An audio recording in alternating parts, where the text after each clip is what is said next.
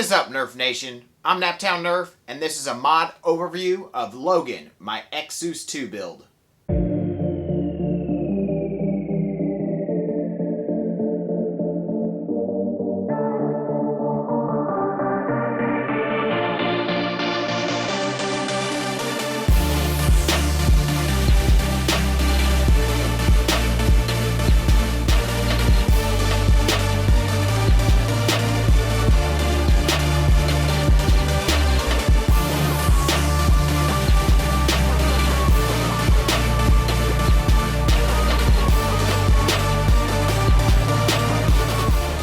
So if you guys haven't seen my build video, this blaster is a representation of Wolverine, hence the name Logan.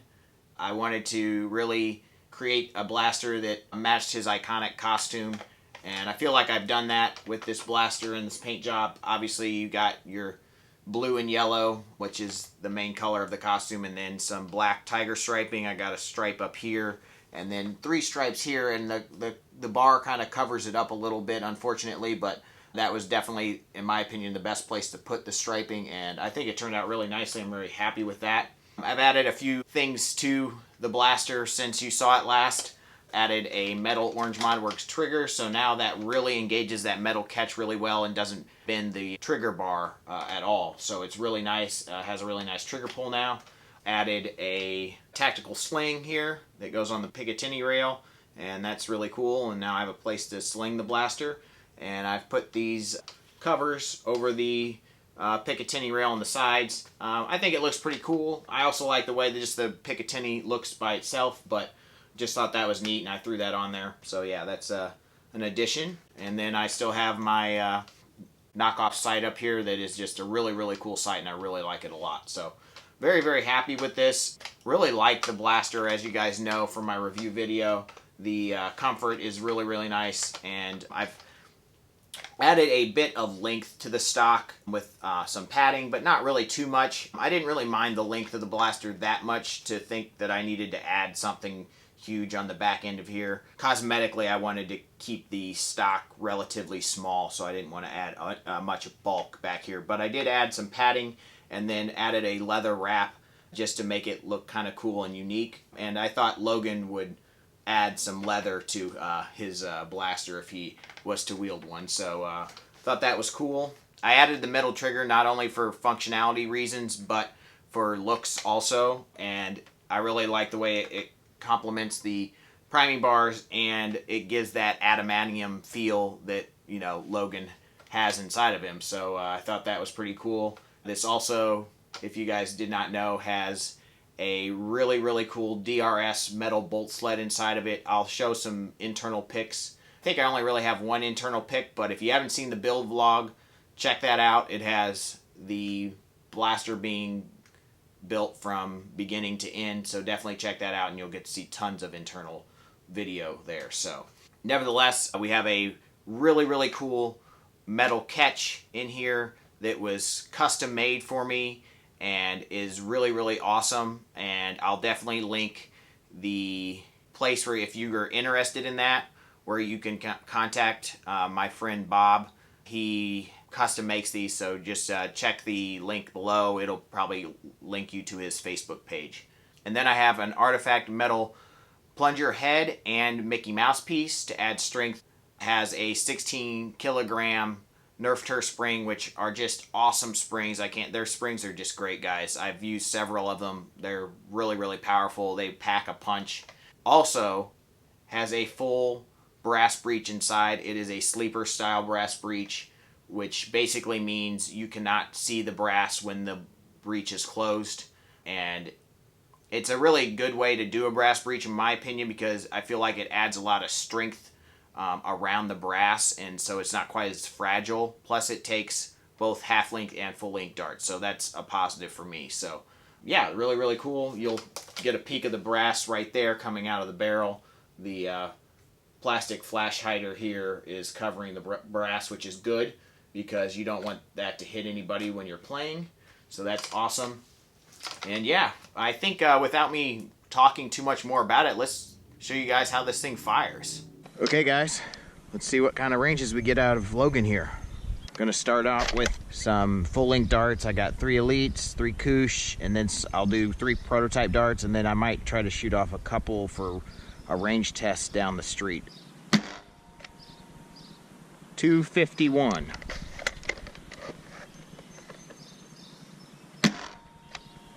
252.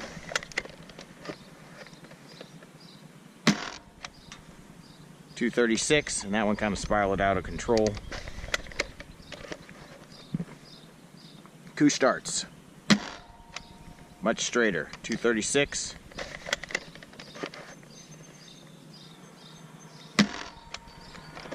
234. 238. And now we'll move on to a few prototype darts.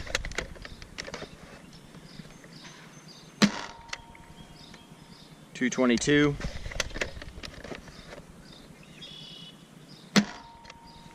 228.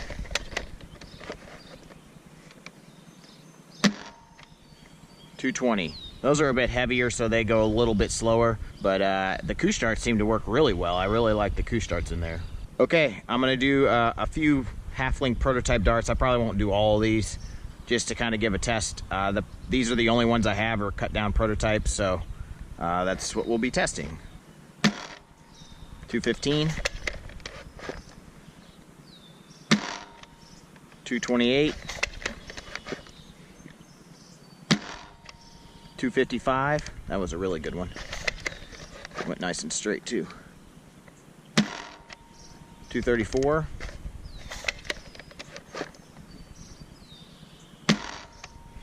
259. All right, I have no idea if you guys can see the tape measure is laid out way up there. That's 200 feet. So from where I'm standing, 200 feet, but it starts at 100 way up there. 2 elite darts. Try to keep them on target as best I can. Okay, I got that one.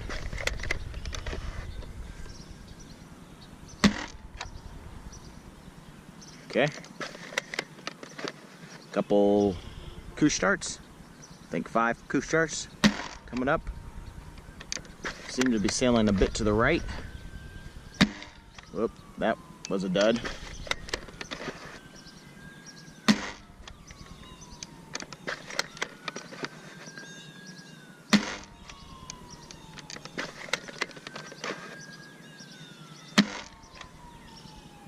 Huh, Koosh darts aren't, for some reason now, aren't coming out very well like they were in the chronograph. That was a prototype dart. And one more prototype. Whoa. All right, we'll do 5 half-length prototype darts now. See if they do any better.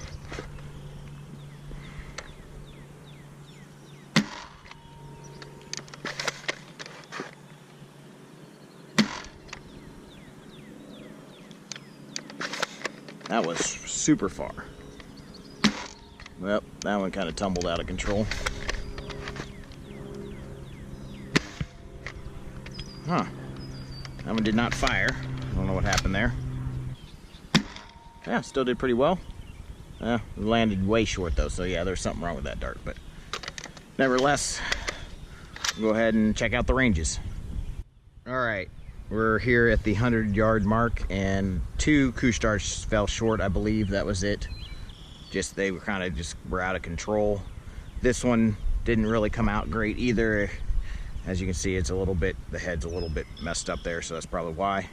But the half-length prototype was at 108 feet, still not terrible.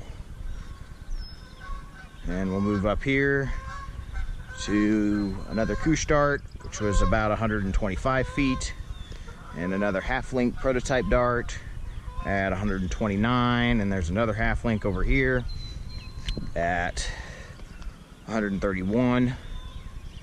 We'll move up. I'm not sure if I'm going to catch them all because they kind of, some of them went a little awry, but here's one more half-length dart and a full-length prototype dart. Interesting that the first full-length prototype dart went further than most of the half-lengths, but that was at about 155 and 156 feet, respectively. We got another Koosh over here, and that was about 158 feet. Our first elite dart and another Kush over there about the exact same distance at about 161. And there was one more half-length prototype dart. This was definitely the best shot of the day. There's a couple that I'm missing, but this went over 200 feet. So that's pretty darn good. If we can get consistent 200-foot shots, that would be pretty amazing. And it was pretty online too. It's only about, 1, 2, 3, 4, 5, 6, 7, 8, 9 feet off the target line, assuming I was aiming down it.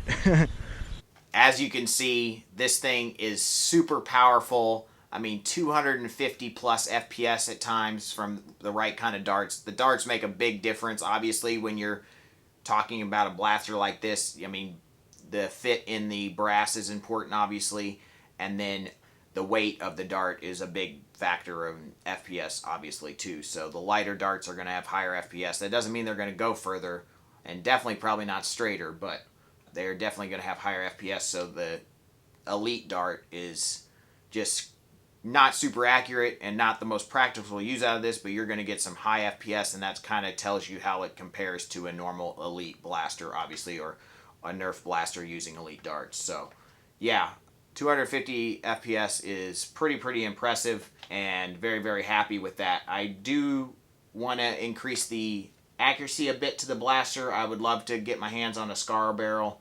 Other than that, the blaster is awesome, very ergonomic, very comfortable. The paint job turned out great, and I really like the color. It is a perfect match, in my opinion, to the Wolverine costume, and very sparkly. Plus, I added some silver striping to these three to kind of represent Wolverine's claws. So I thought that was kind of neat and kind of subtle, which I thought was cool. So if you're wanting to know more information about this or see how it was built, definitely check out the build video. That will be linked at the end of the video and in the description box below. This blaster is part of the JetX modding contest, so it would really help me out if you guys would click the link. I'll try to post one at the end of the video. Also will be in the description box below to the contest. If you can go and leave a like on this blaster, it would be greatly appreciated. Thank you guys so much for watching. I really appreciate your viewership. Please hit that subscribe button. Please check out my Patreon. I post really cool photos. I actually did a lot of photos of this blaster during the build process. So if you want to see cool stuff like that, like before you get to see it on the channel, definitely just go and follow the Patreon. And if you're able to donate, please do that also. Give my Facebook page a like. Give my Instagram a like. And as always, guys, peace out.